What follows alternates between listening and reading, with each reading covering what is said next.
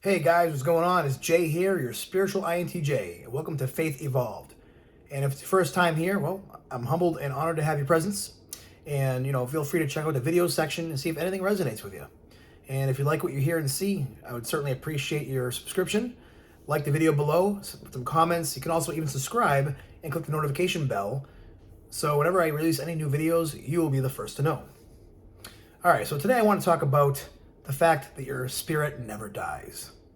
And even the soul, which is the growth of your ego into aligning and identifying with the spirit, also never dies unless you voluntarily choose to, cease your own existence. Which, I mean, if you're at all anxious that that's going to happen, it's not going to happen. It's, basically, Lucifer level rebellion that would even precipitate something like that happening. So I wouldn't worry about losing your soul, especially if you're worried about losing your soul. So anyways, as many people have, heard on my channel, that I went through a dark night of the soul a couple years ago, and it is something I would not wish on my worst enemy. It is a soul-crushing experience, and I literally believe it does, crush your soul, not destroy it, but crushes your soul, because you've been so long going through life, living vicariously through somebody else's faith, or trying to, glean, a connection with God through somebody else's connection with God, and you're trying to please others.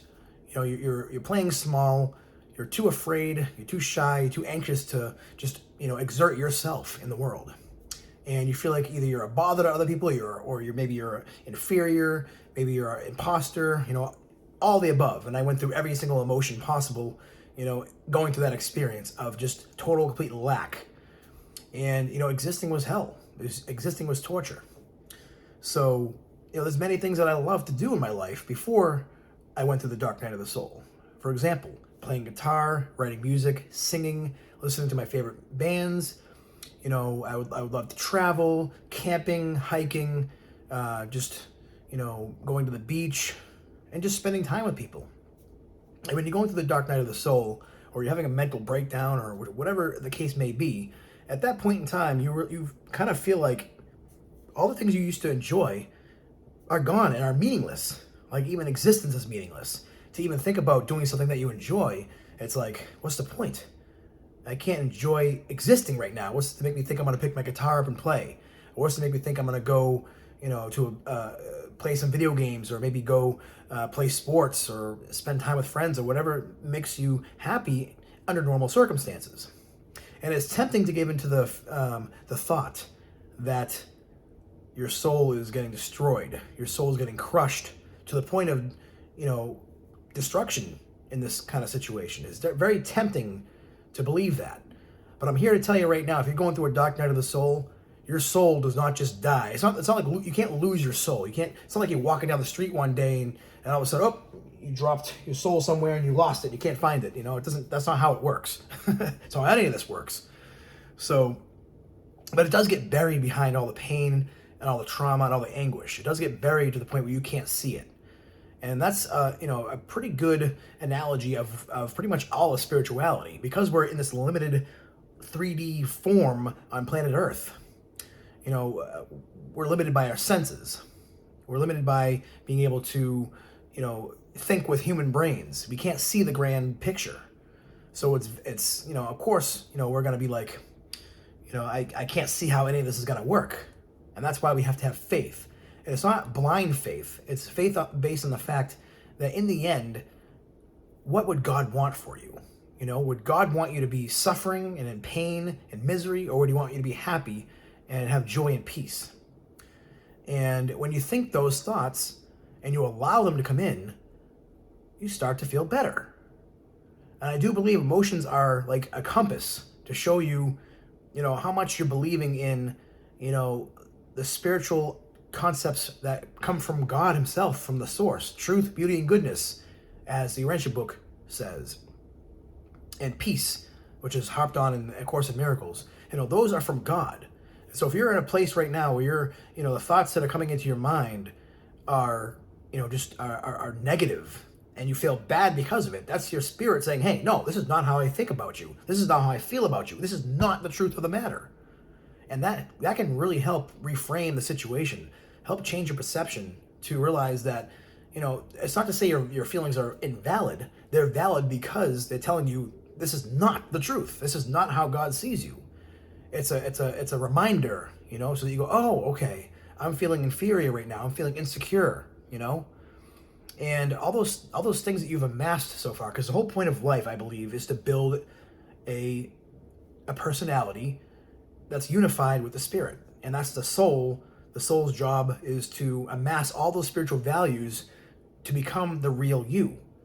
And everything else, as the Urantia book so eloquently explains, is scaffolding. All the negative experiences, the bad memories, the evil sin and iniquity that maybe you have taken part in, those are all temporary things, and they're not fundamentally real in the eternal, universe, if you want to put it that way. From eternity, from heaven or paradise. Those things are not even conceived of, never mind exist. So, and I've noticed that after I, finally started to calm down from all the anxious thoughts and feelings that I was going through, and started to meditate and just dare to believe that I have worth and that I can be loved, and try to let love in the best that I could. All the things that I enjoyed started coming back to me, and then some. I'm writing even more music now. I'm playing guitar even more. I'm feeling better about myself to the point where now I'm working out and exercising and lifting weights and spending time with people more than I ever would in the past. And I found that, if you just step out and do it, it's like, for example, maybe you have to do a chore, or you have an assignment that's due, or you have something that is, that you have to get finished for your job. It's really the thought of it that bothers you. You dread having to do it. You're not doing it yet. It's something you have to do in the future. You're putting it off. But once you start doing it, then you're in the middle of doing it. You're like, okay, this is not so bad. The idea, it's the anxiety of the situation is far worse than the actual situation itself. Once you just accept it and just let go of expectation that it has to be a certain way, a certain kind of peace comes over you. And, you can work your way out of that. Instead of spiraling down, you're spiraling up. And right now I feel like I'm on a path of spiraling up because I refuse to go backwards, and I refuse to accept, as the A Course in Miracles says, that I'm vigilant against the ego thoughts. And am I perfect? Not even close. There are people that are far further along in their spiritual journey than I am. But it has to start somewhere. And as I said in my previous video, we all start with nothing. Whether you're a baby born into this world, naked, screaming and crying, and hungry, and, completely clueless about what's going on, or you're 35 or 40 years old and you realize that your whole life you've been living for somebody else, or you believed in a lie about yourself, or you felt you were inferior, and now you're just starting to go, maybe there's hope for me, but I'm almost 40 years old now. What gives, Is there any hope for me? Have I wasted half my life? And I say to you, no. Again, we all start with nothing. There's no difference between whether you start at birth, or whether you start at 40 or even 50, 60, 70 years old. Because as long as you're alive, you have the ability to evolve your soul and reinvent yourself if you need to. There's no rules. None of us are given a rule book for life on how to live on planet Earth. So we have to kind of, try things and discover what we like and what we don't like. And eventually we come to some conclusions on those things. And, maybe we can share those joys with other people and help bless them, and they can expand as you're expanding. And the folks that come across your life that you have a hard time with, well, they're teachers to help you learn how to accept the things you don't like about yourself that you're seeing and projecting on them. But like I said, all those things that you enjoyed in your life, and if you're being crushed right now by the worst possible, feelings of depression, anxiety, OCD, doesn't matter what it is. The biggest lie is that you'll never change and you're stuck like that forever. Because think about it this way. If you're ever in a relationship with someone and, you break up with them, in that moment, can you ever imagine feeling happy again? Can you ever imagine, getting into another relationship? Can you ever imagine not being, having a bond with that person that now so quickly broke that, bond? And, whether you had to break it off or they had to break it off, you're going to be in a lot of pain for a while. But if you've ever gone through that situation before and you realize maybe 6 months later or a year later, you're over them for the most part. And you're ready to, maybe get into another relationship and try again. So just like that, just like when you're in that situation, you can't imagine it being any better. Sometimes it just takes some time, working on yourself, meditation, communing with God, to get to the point where you might be ready again. And it's the same thing when you're happy, when you're full of peace and joy. You can't even imagine feeling bad at that moment. You're too happy to let those bad emotions in. So it works both ways. And in the end, it's a choice. And it's not immediately apparent that it's a choice, but it is. Happiness, joy, peace, and love are all choices that we can make. And even if we don't choose the right thing for our spiritual journey, it'll keep coming back to remind you.